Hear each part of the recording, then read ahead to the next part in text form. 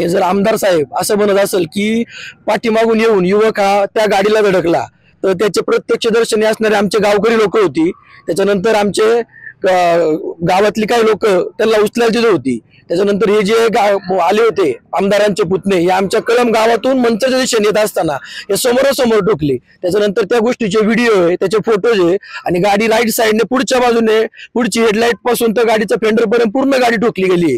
ही गोष्ट असताना आमदार साहेब की कळंब गावात जी घटना घडली त्यांचं सात्वन करायच्या ऐवजी ते जर असे घाणेरडे आरोप करत असेल तर आमच्या गावच्या वतीने त्यांचा जाहीर निषेध आहे आणि या गोष्टीचा आम्ही पूर्ण गाव जाहीर निषेध करतो आणि वेळ आली तर याचे परिणाम वाईट होतील, काहीतरी वेगळं असं आम्ही घडून देऊ का तर हे राजकीय वळण आणि राजकीय ताकद वापरून हे जर चुकीचं काय असं वागत असेल तर हे सर्वसामान्य माणूस कधीच सहन करू शकणार नाही ह्या गोष्टी। काल सायंकाळी 8:15च्या सुमारास आम्हाला या अपघाताची बातमी कळाली। बातमी कळाल्यानंतर आम्ही सर्व ग्रामस्थ असतील, नातेवाईक असेल या ठिकाणी धाव घेतली। अपघाताची परिस्थिती बघितली, अत्यंत भीषण असा अपघात होता। खरं तर आमच्या कुटुंबातील हा 19 वर्षीय तरुण शिक्षण संपल्यानंतर नुकताच व्यवसायामध्ये लागला होता। आमच्या कुटुंबाचा आधार होता, एकुलता एक आमचा मुलगा होता। आज त्याचा अपघात झाल्यानंतर कळल्यानंतर निश्चित सर्वांना अत्यंत वाईट वाटलं। आम्ही भरपूर प्रयत्न केले, या ठिकाणावर मनसरला नेलं, खाजगी दवाखान्यात नेलं, त्यांनी त्या ठिकाणी उपचार देण्यास नकार दिला। नंतर शासकीय रुग्णालयात नेलं, परंतु तोपर्यंत त्याची प्राणज्योत मालवली होती। खरं तर आपण पाहतो आज संपूर्ण महाराष्ट्रामध्ये असेल, भारतात असेल, जे लोकप्रतिनिधी असतील, त्यांचे नातेवाईक असतील, मोठमोठ्या गाड्या घेऊन सुसाट वेगाने धावतात। त्यातून आज सर्वसामान्य लोक त्याच्या खाली चिरडली जातात। आपण पाहतो रस्त्यावर सुद्धा अनेक ठिकाणी चेकपोस्ट लावलेले असतात, पोलीस लोक भरपूर लोक गाड्या अडवतात, चेक करतात, चेकपोस्ट असतात, पण त्या चेकपोस्टमध्ये नक्की काय चेक करतात हे सुद्धा आम्हाला कळत नाही। आज आपण पाहतो कुठल्याही प्रकारचं वेगावर नियंत्रण कोणी त्या पद्धतीने ठेवत नाहीये। मग तुम्ही चेकपोस्टला नक्की काय चेक करता? येणाऱ्या काळामध्ये जर अशाच प्रकारचे अपघात होत राहिले तर सर्वसामान्य लोकांनी आज रस्त्यावर यायचं का नाही यायचं हा प्रश्न या ठिकाणी निर्माण झालेला आहे। आज घरातून जर आपला एखादा युवक घरातून बाहेर निघाला तर दुपारी किंवा संध्याकाळी घरापर्यंत येईल का नाही याची सुद्धा शाश्वती राहिलेली नाही आहे। खरं तर शासनाने याच्यावर बऱ्या प्रकारे अंकुश ठेवला पाहिजे ना। शासनाकडे त्या पद्धतीने भरपूर यंत्रणा आहेत, परंतु कारवाई का होत नाही हा सर्वसामान्याने पडलेला मोठा प्रश्न आहे। एकटा होता की दोघे होते आणि त्याच्यानंतर अपघात झाल्यानंतर पळून गेला होता संबंधित कसं? नाही, हा तरुण आपला एकटाच एकल्याला कामानिमित्त गेला होता, त्याला घरी जायचं होतं घरून, त्याला फोन पण आला होता। जातानाच तो कळंबच्या दिशेने चालला असताना समोरून ही गाडी भरधाव वेगाने आली, विरुद्ध दिशेने आली, ओव्हरटेक करत असताना त्या ठिकाणी त्याला उडवलं। स्थानिक लोक ज्यांनी पाहिलं तर त्यांचं असं म्हणणं होतं की गाडीतून कोणी खाली उतरलं नाही, त्याला मदत केली नाही, उलट ते निघण्याच्या मानसिकतेमध्ये होते। कदाचित त्या ठिकाणी जर प्रत्यक्षदर्शनी ती गाडी थांबवली नसती तर ते थांबले सुद्धा नसते आणि उपचार उशिरा मिळाल्यामुळे पण त्याला त्या ठिकाणी योग्य उपचार मिळाला नाही। त्यातून त्याचा दुर्दैव असा अंत झालेला आहे। शासनाने याच्याकडे गंभीरतेने पाहिलं पाहिजे, वेगावर नियंत्रण ठेवणाऱ्या यंत्रणा कार्यान्वित ठेवल्या पाहिजेत, अल्कोहोलच्या तपासण्या वेळोवेळी रस्त्यावर झाल्या पाहिजे, जेणेकरून एक दहशत निर्माण होईल की आपण मद्यप्राशन करून गाड्या चालवल्या पाहिजेत की नाही पाहिजेत। आणि अशा कुठल्याच प्रकारच्या यंत्रणा आज मी सुद्धा दिवसभरात 24 तास व्यवसायानिमित्त संपूर्ण 2 तालुक्यात फिरत असतो, अशी कुठली यंत्रणा कार्यान्वित नाही आहे, कुणीही कुठल्या प्रकारच्या काही तपासण्या करत नाही। मग गाड्या तुम्ही ज्या अडवता त्या कशासाठी अडवताय? आज वेगवेगळ्या चेकपोस्टवर ते पण पाहणं गरजेचं आहे। काल रात्री 9:25 वाजण्याच्या सुमारास म्हणजे पुणे नाशिक जुना हायवे कळंबकडे जाणारा जो रोड आहे तिथं टर्निंगवरती एक मोटरसायकल आणि फॉर्च्युनरचा अपघात झाला। त्याच्यामध्ये मोटरसायकल स्वार जो आहे ओम भालेराव हा 19 वर्षाचा मुलगा मयत झालेला आहे आणि ज्या फॉर्च्युनरने धडक दिलेली आहे त्याचे चालक मयूर साहेबराव मोहिते म्हणून आहेत, ते पुणे जिल्ह्यातलेच राहणारे आहेत।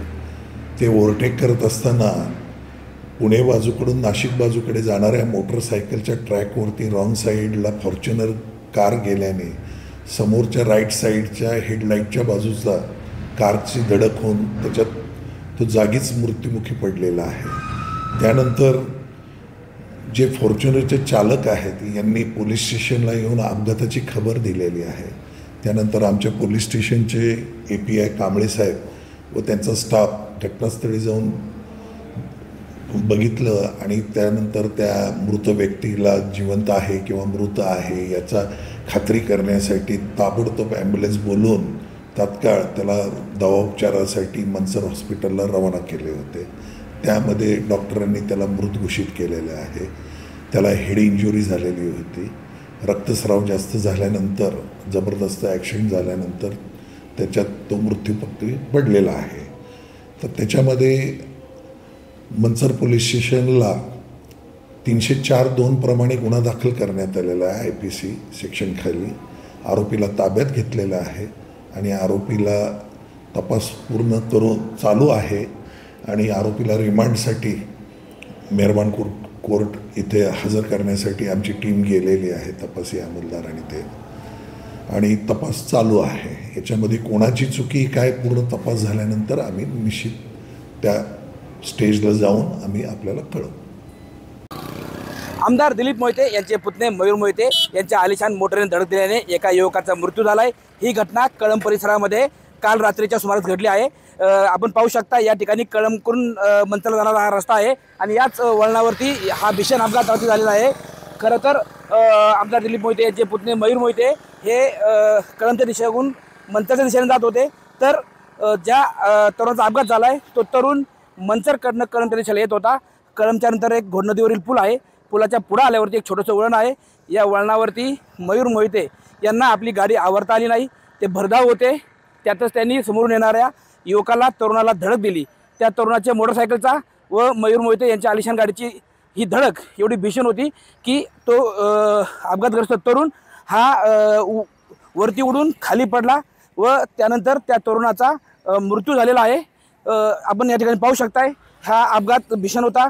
त्याचे जे या ठिकाणी गाडीचा काही जो हे पडलेला आहे या ठिकाणी त्या अपघात झालेल्या तरुणाला सुमारे 15 ते 20 फूट फरफटत नेल्याचंही प्रत्यक्षदर्शींचं सांगणं आहे. मात्र अपघात झाल्यानंतर त्या अपघातग्रस्त तरुणाला मदत करणं गरजेचं होतं. असं असलं तरी अपघात करणाऱ्याकडनं अशी मदत झाली नसल्याचं प्रत्यक्षदर्शींकडनं व इथे जमलेल्या ग्रामस्थांकडनं त्यांचं सांगण्यात आलं आहे. आपल्यासोबत हा अपघात ज्यांनी प्रत्यक्ष बघितला असे काही ग्रामस्थ आहेत. काय सांगाल, रात्री या ठिकाणी आमदार मोहिते यांच्या पुतण्याच्या गाडीने जबरदस्त अपघात घडून एक युवकाच्या मृत्यूस हा अपघात कारणीभूत ठरला आहे. ज्यावेळी हा अपघात झाला त्यावेळेस फक्त 200 फूट माझी गाडी मागे होती आणि ह्याच रस्त्याने मी प्रवास करत होतो. मी घरी जाण्यासाठी निघालो होतो. तर ज्यावेळेस समोरासमोर ती गाडी ओव्हरटेक करण्याच्या विरुद्ध दिशेने ओव्हरटेक करायला लागली त्यावेळेस माझी मिसेस बाजूला होती. आम्ही दोघंही गाडीत ओरडलो की आता ॲक्सिडेंट नक्कीच होणार आहे. हे बघता बघता समोर ती गाडी समोरच्या गाडीला धडकलेली होती आणि हा ॲक्सिडेंट एवढा मोठ्या प्रमाणात होता की तो मुलगा ॲक्सिडेंट झाल्यानंतर डायरेक्ट उडून रस्त्याच्या बाजूला पडला होता. मी रस्त्यामध्येच गाडी बंद केली आणि डायरेक्ट बाहेर निघून आलो. तोपर्यंत गाडी चालक जो सफेद गाडीमध्ये बसला होता तो गाडीतून उतरला नाही आणि गाडीच्या स्टेअरिंगपाशीच बसून राहिलेला होता. तर त्याला मी 1-2 शिव्या दिल्या. म्हणलं अरे ॲक्सिडेंट केला आहे, कमीत कमी ह्या म्हणजे तू लगेचच्या लगेच त्या व्यक्तीला उचलून तुला हॉस्पिटलमध्ये नेणं गरजेचं आहे. तो मला दरवाजा उघडत नाही. तर मी दरवाजा जोरात उघडला आणि त्याला बाहेर काढला. त्याच्यानंतर गाडीमध्ये मागे एक व्यक्ती बसला होता. मी त्याला पण सांगितलं, म्हणलं उचलून पटकन या आणि मदत करा. त्याला उचलून गाडीत टाका आणि ॲम्ब्युलन्सची वाट पाहू नका, पहिलं हॉस्पिटलला जाऊ द्या. एवढ्यानंतर बरेच तरुणी तर जमा झाले. त्याच्यानंतर आम्ही त्या व्यक्तीकडे जिथं पडला होता त्याच्याकडे गेलो. रुमाल वगैरे काढले खिशातून. त्याचा रक्तस्राव मोठ्या प्रमाणात चालू होता. त्याच्या डोक्याला पट्टे वगैरे बांधण्यास सुरुवात केली पण त्याची धडधड पण चालू होती आणि मी यातना करत होतो की लवकरात लवकर मग ॲम्ब्युलन्सला तरी फोन करा आणि ॲम्ब्युलन्समध्ये त्याला पटकन जाऊन उपचार चालू होतील. तो व्यक्ती एवढंच सांगत होता. त्याला आम्ही बोललो की तू जायचं नाही इथून. तर तो नंतर बोला की मी जाणार नाही आहे पण जी मदतीची अपेक्षा होती ॲटलिस्ट आहे त्या कंडिशनमध्ये त्याला उचलून तर कमीत कमी 5-10 मिनटं अगोदर तो हॉस्पिटलला गेला असता आणि बिचाऱ्याचे जीव वाचले असते. आम्हालाही समाधान वाटलं असतं की ज्या तळमळीने आम्ही त्याला वाचवण्यासाठी प्रयत्न करत होतो. जेव्हा मला हे कळलं की 10:30 वाजता फोन आल्यानंतर की तो व्यक्ती नाही राहिला आपल्यामध्ये म्हणून तर मला पण फार दुःख झालं. मी 2 वाजेपर्यंत झोपू पण शकलो नाही कारण डोळ्यासमोर ॲक्सिडेंट झाला होता.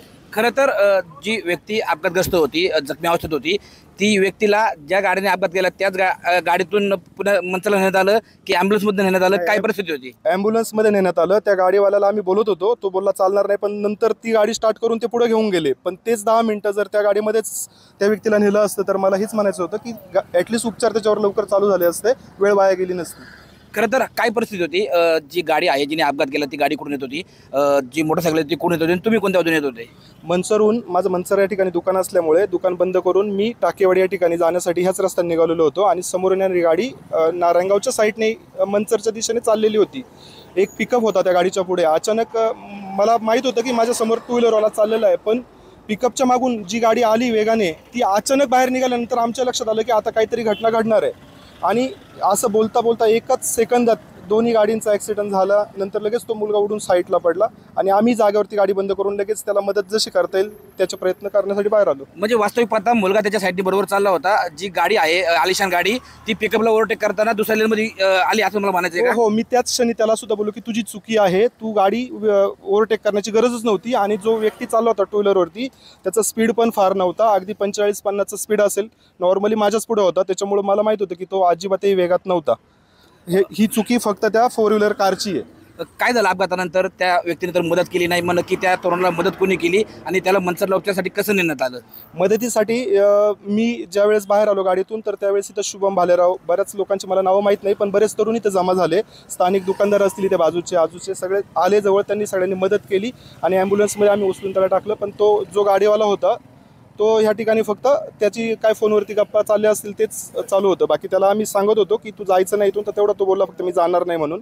बाकी त्याच्याकडून जी अपेक्षा होती ती त्याने केली नाही. मात्र खरं तर ज्यावेळेस अपघात झाला तो तरुण जखमी अवस्थेत होता, तुम्ही त्याला उचलून ॲम्ब्युलन्समध्ये टाकले, त्यावेळेस त्या तरुणाची हालचाल होती, काय परिस्थिती होती? हो, त्याची धडधड चालू होती. आम्हाला असं वाटत होतं की रक्तस्राव झाला आहे, पण जर उपचार झाले तर नक्कीच तो तरुण वाचेल, एवढी गॅरंटी आम्हालाही होती. जेवढं फास्ट उपचार होतील तर त्याचा जीव वाचू शकेल असं वाटत होतं आम्हाला सुद्धा.